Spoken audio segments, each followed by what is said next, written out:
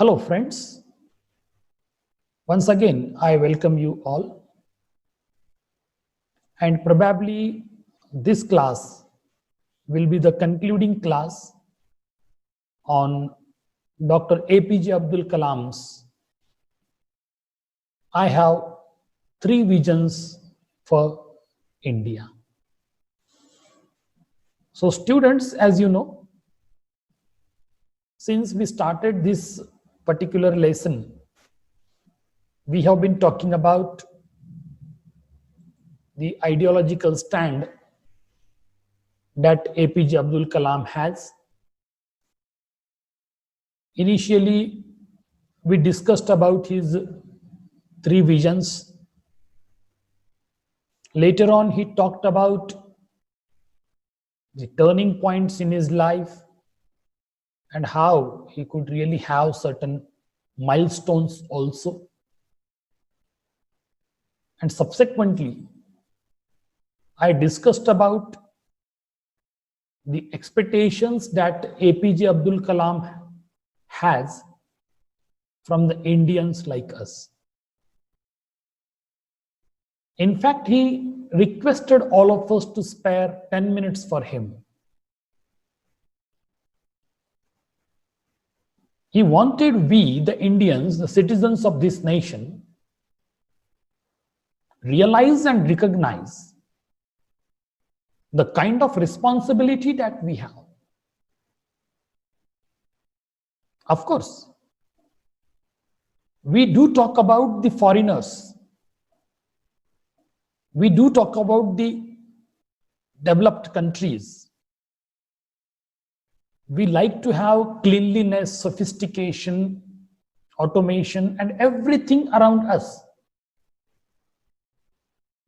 And we always expect everything to be done by the government. And here, APJ Abdul Kalam is going to question all of us that you do expect so many things from government to do. But have you ever questioned yourself that what have you done for the nation? I think this question is really a very striking one for all of us. If you remember, in the previous class, I concluded with Mr. Tinaikar, the former municipal commissioner of Mumbai, who told us something very practical. And the kind of experience that he shared with us all is the first-hand experience of Mr. Tinaikar. We want our country to be like America, Europe, or any other developed country on this earth. But the question is, how far we contributed in order to make our country as a clean country, as a technologically advanced country? What kind of contribution we have shown over there? I think these are the very important aspects of our survival. And APJ Abdul Kalam is trying to make us aware what is our role. Actually, it is very easy to expect something from others, but it is really very difficult to meet the expectations of others about us or from us. Here, the next expression from APJ Abdul Kalam is about responsibility as a citizen. APJ says, we go to the polls. Polls means election, general elections, to form a government. We go to the polls to choose a government, and later we forfeit all our responsibility upon the shoulders of the government. And we feel that I exercised my franchise right, I exercised my right to vote, and my job is done. Now, the government that I elected should look after everything, and there I don't have any responsibility to perform. We simply sit back. What do we want? What do we expect? We want government to do everything for us. We want government to clean up. But my question is, do we really stop chunking the garbage? We want railways to provide us a clean railway, that is the compartments and the clean toilets also. But the question is, do we leave it clean? APJ Abdul Kalam also asked another question, that we want Air India and Indian Airlines to be proved to be the best service providers as far as food and facilities are concerned. But unfortunately, we make it worse. When it comes to burning social issues around us, the issues related to women, dowry, caste system, girl child, girl education, and other social issues which are the burning issues in our country. We the Indians have developed a habit that we talk loudly about such social issues in our drawing rooms. We express our protest for that. But when it comes to our personal life, individual concern back at home, we behave totally opposite to it. And we have our own excuses for that. How far it is fair? Is it expected from a good citizen? We talk about dowry. And whenever we are talking about dowry in general in front of others, we expressed our ideal stand so that the listener should consider it and appreciate it.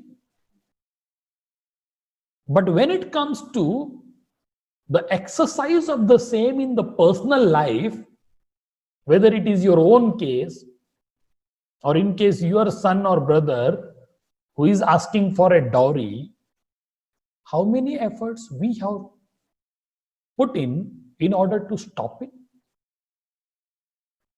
I think in the individual cases, in the personal cases, APJ Abdul Kalam says, we are not ready to forgo the right to our dowry.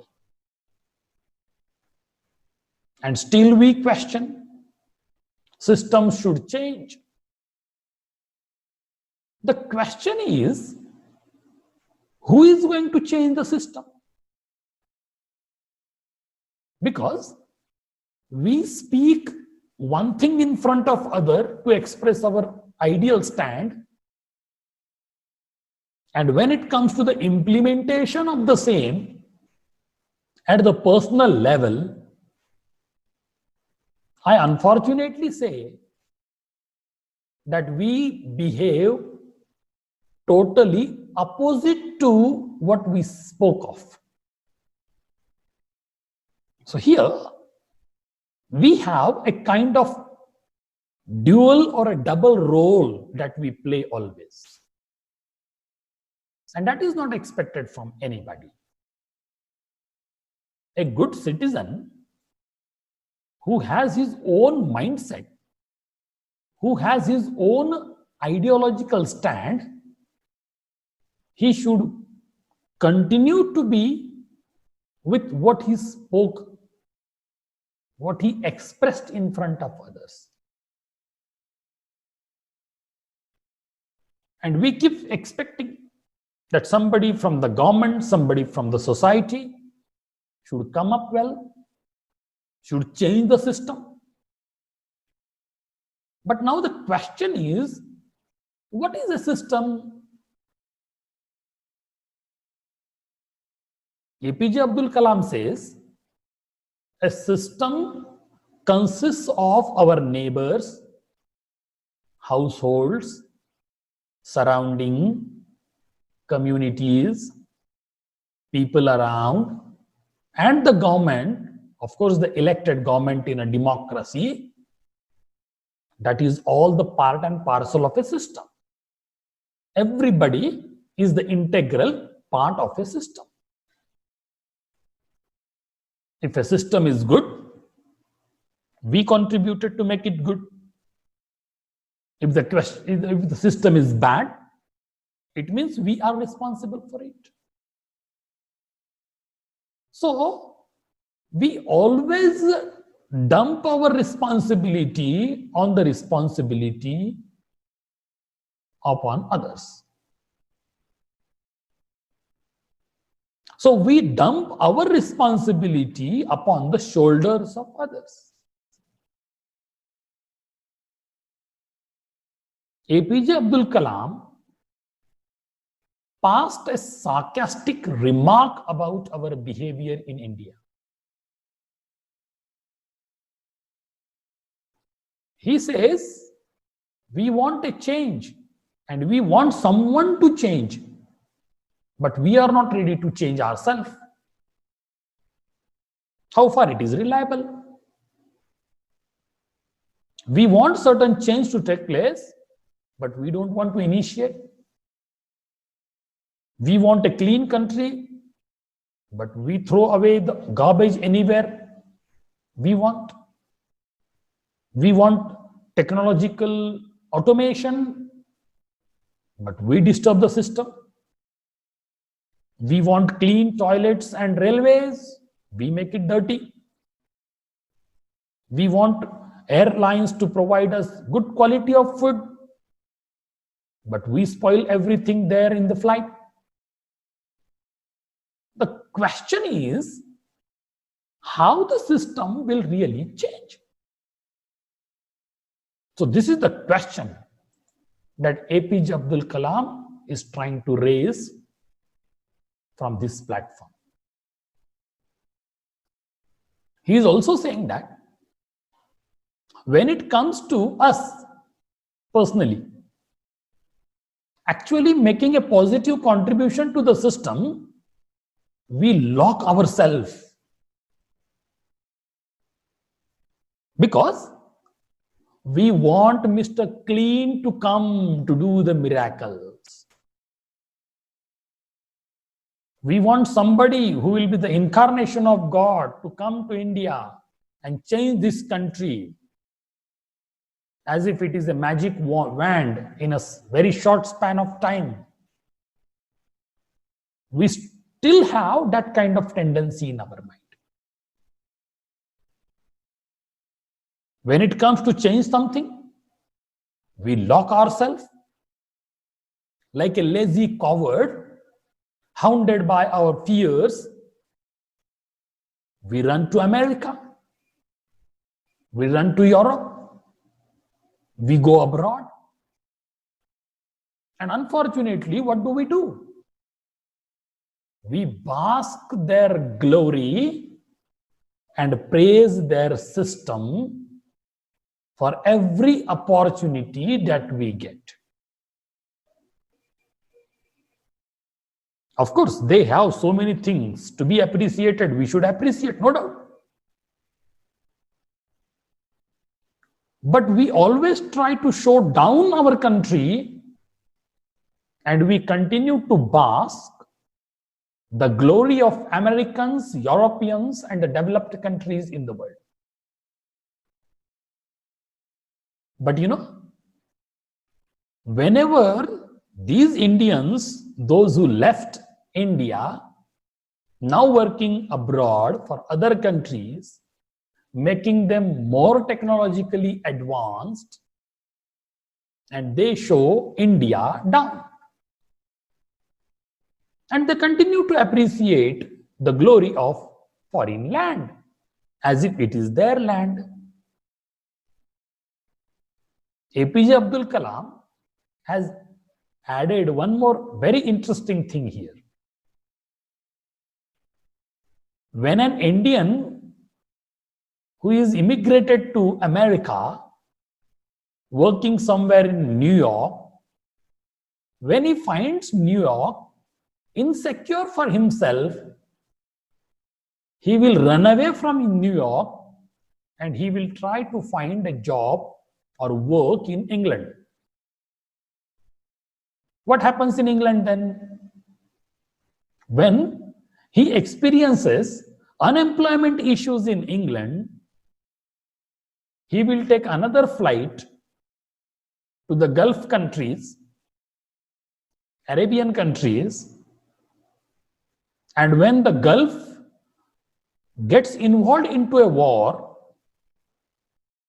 they demand Indian government to rescue them from the warfare situations. When you left the country, how do you expect that the country is responsible to take care of yourself abroad? When you are not showing your commitment to the motherland, you work for others, live in other country, and want our country to rescue you in case of a dire need.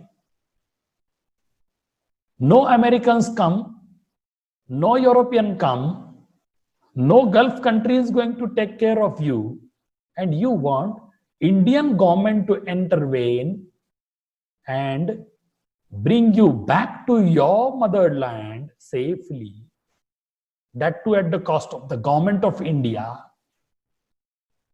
How far this tendency is reliable? APJ Abdul Kalam says, everybody is about to abuse the country and rape the country. Because our conscience is mortgaged to money. You don't leave motherland in order to work elsewhere. You leave motherland in order to earn more. Because you have become money-minded.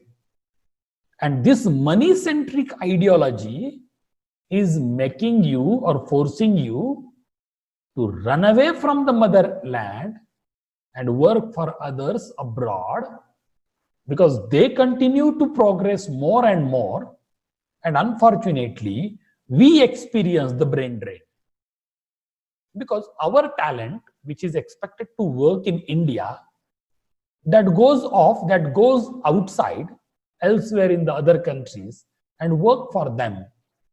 And that is how the brain drain issue becomes very serious in our country. But when they are in dire need and in difficulty, no American government or European government or any other government of a country is going to help them. They always cry for help and expect government of India to intervene and solve their problem. Now, how do you justify it? When you left the country for your personal monetary benefits, then you maintain yourself. Take the risk on your own. Face the challenges on your own. Solve your own problems. Why do you expect government of India to intervene and solve your problems? So here, we need to really show our own commitment for the making of the country, for the making of the nation. Now I am moving towards the last part of this particular speech. APJ Abdul Kalam is making a humble request to every Indian, that is you, me, and everybody else here in India. What does he say? He says, "Dear Indians," I quote, "Dear Indians, I am echoing J.F. Kennedy's words to his fellow Americans to relate to Indians." Now, these are the words of J.F. Kennedy, who was the President of America. And these are the words that APJ Abdul Kalam is trying to relate in the context of the Indians. What does he say? Once again, I quote APJ Abdul Kalam. "Ask what we can do for India and do what has to be done to make India what America and other Western countries are today. Let us do what India needs from us." Unquote. I hope you might have understood the expectation of Dr. APJ Abdul Kalam. You know, we express our wish always, and we always want our government to do something for us. But APJ Abdul Kalam strongly recommends you, don't ask the country to do something for you. First of all, ask yourself, what have you done for the sake of the country? Do we question ourselves this way? Americans are progressive and Europeans are developed. Why are they progressive and developed?